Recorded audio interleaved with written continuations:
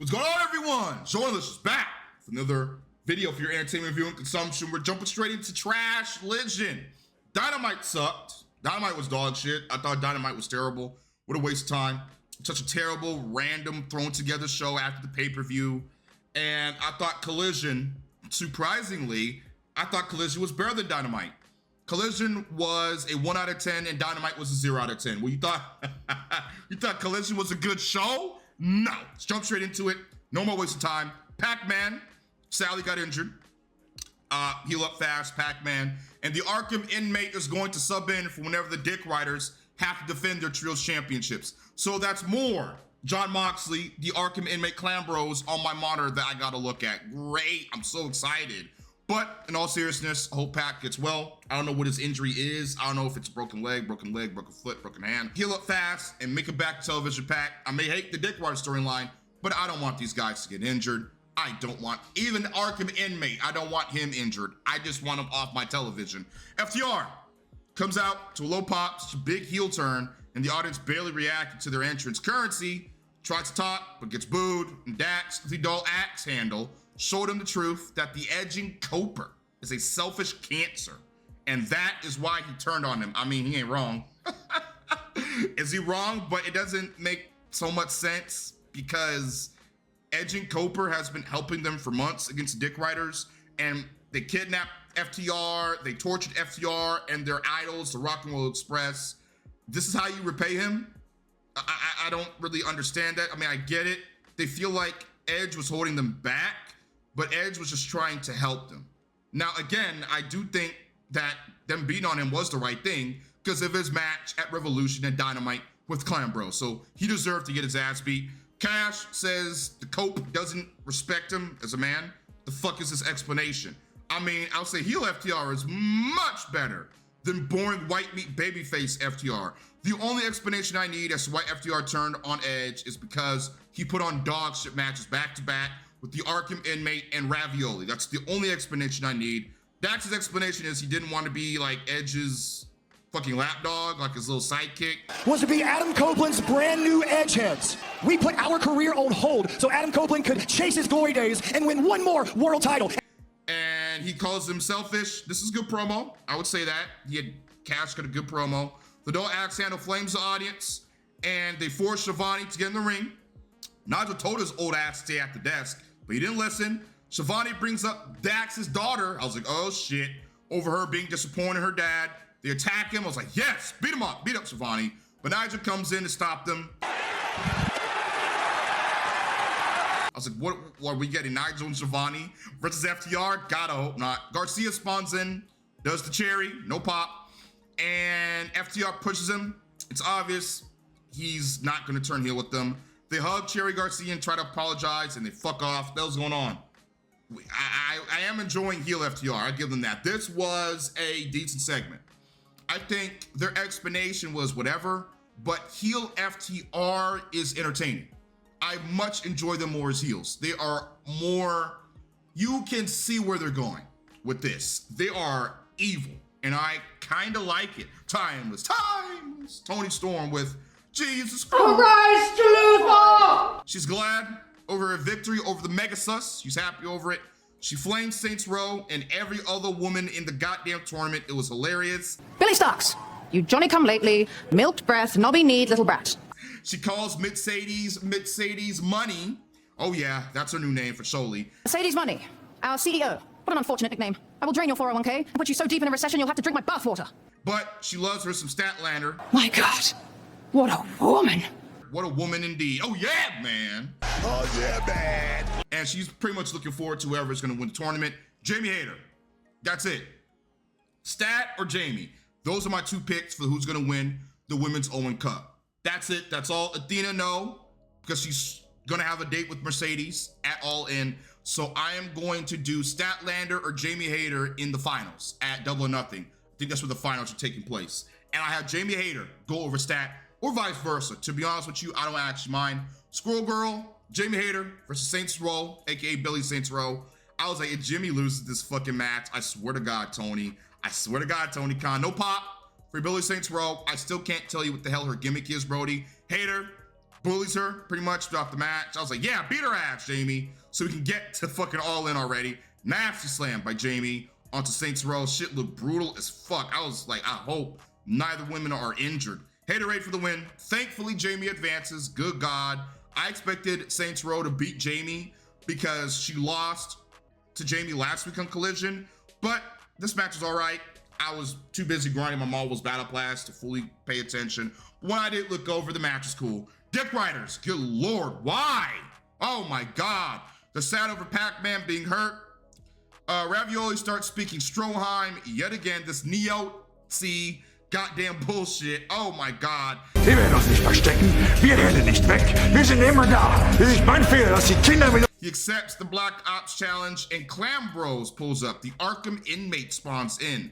Talk shit as usual. Makes no damn sense. Interferes. Is staring into my fucking soul. He talks all sexually when he's mentioning Hook and says chick digs useless.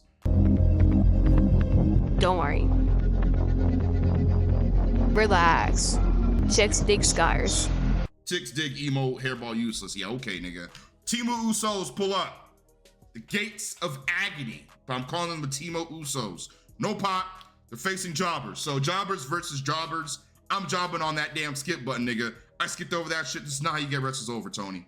You can't just throw them at jobber teams and expect us to care. No one gives a shit about the Gates of Agony. I don't care about them. Make me care. What's their character? What, like, oh my God. Where's the storylines? Where is long-term storytelling? Anything. They win. Who cares? You care? I don't. Moving on. Let's see with FTR. Baby Magic and Hot Toe Ange are mad at FTR for trying to manipulate Garcia. I don't care. Baby Magic says he knew FTR were assholes. He presses them for a match, and FTR says, all right, we'll beat your asses later. No, you shut your mouth! You shut your mouth! I know what I'm skipping later. Pre-Malone, aka Break Christian? Yeah, Break Christian versus my nigga, the Tool player, Andrew Bowens. I love Bowens. Why is Pre-Malone on AEW television? He's uninteresting. No one reacts to him. He doesn't even have a character. He's a vanilla baby. What the hell does that mean? Am I a chocolate baby? Is that how it works? I don't get it. Bowens' new theme is great. I love his new superhero looking gear. I always knew he was the biggest star out of him and Cancer Max Caster. But why isn't he feuding with Caster? There is an easy story to capitalize on right there. And yet he's fucking around with Pre-Malone on Collision. We literally have a long-term emotional storyline ready for you to just take by the reins and just go with Caster and Bowens. But yet you have Bowens face Ring of Honor jobbers. Oh my God, bro. And you wonder why I hate the booking team. You wonder why I do what I do to tear apart this garbage, because the sickos are too fucking idiotic to actually wake up and realize that this shit makes no sense. But you can't make sense out of nonsense. Blake Christian's only on the show to give other wrestlers free wins, just like Cancer. Daddy Ass attacks Lee Hart, allowing Bowens to clock Pre-Malone and win. I have a feeling that Bowens' singles run could be special. He gets on the mic and says he will prove he's the best in the ring. All right, I hope this brother finds success. I am big on Andrew Bowens. I will have him compete for the TNT title, and I have him compete for the international title, the unified international title, after Omega unifies it. That's what I'm doing. I will have Bowens win singles go later in the year. We just need to build a nice storyline building to that. That's exactly what needs to happen. The Mega Sauce comes out, Trash Legend. She's facing a jobber, isn't she? No explanation on why her and Chrysler are a tag team. I'm just gonna call them White Queen Mind Control. That's what I'm gonna call them. I'm just gonna give up on trying to figure it out. She's facing two jobbers. Oh, really, Tony? Oh, wow, that's the best creative you have for your most promising woman in the division. I skipped it. I did not need to watch that predictable garbage. Where is the division? Where is the women's division? Maybe if you would actually put more effort into the AEW women's division, you could actually find some credible challengers for Megan Bayne to go up against and feud with, instead of throwing her at jobbers every goddamn week. She stacks and pins both jobbers. Who gives a shit? This women's division is dead, bro. Mayday. I hear contracts coming up, sis. If I was you, I would jump shit to go to WWE. There's nothing for you here.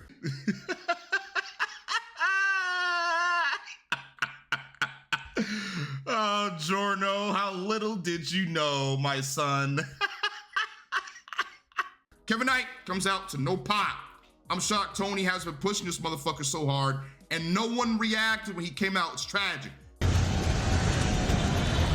Yes, is scheduled for one fall with a 20-minute time limit. Maybe if you would give Kevin Knight some mic time and actually introduce him to the AEW audience, maybe they will actually start to like him.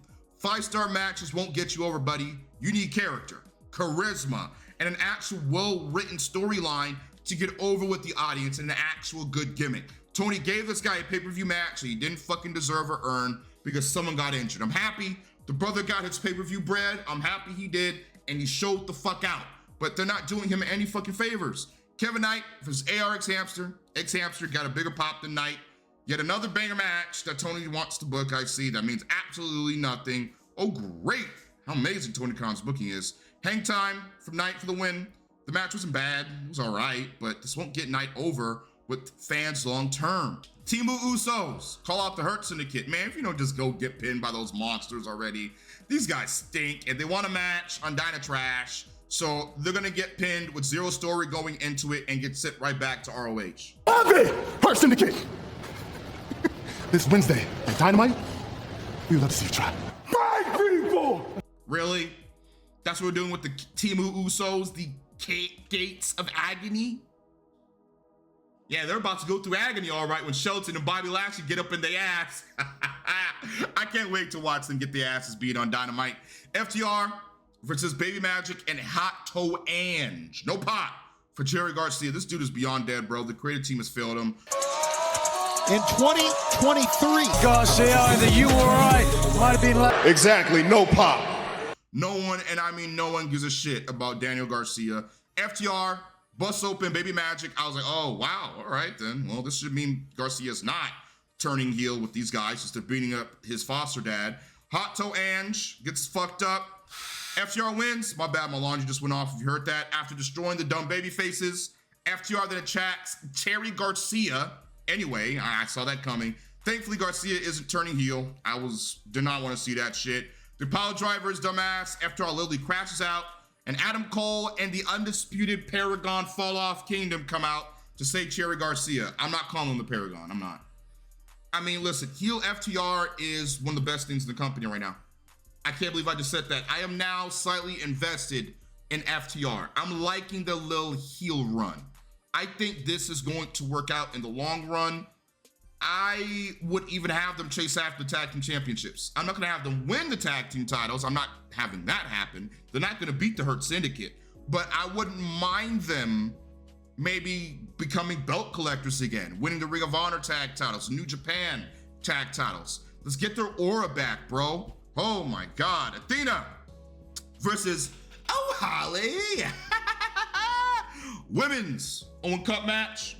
Harley barely gets a pop. She comes out. What happened to the creator for this woman? If not significance as well. What happened?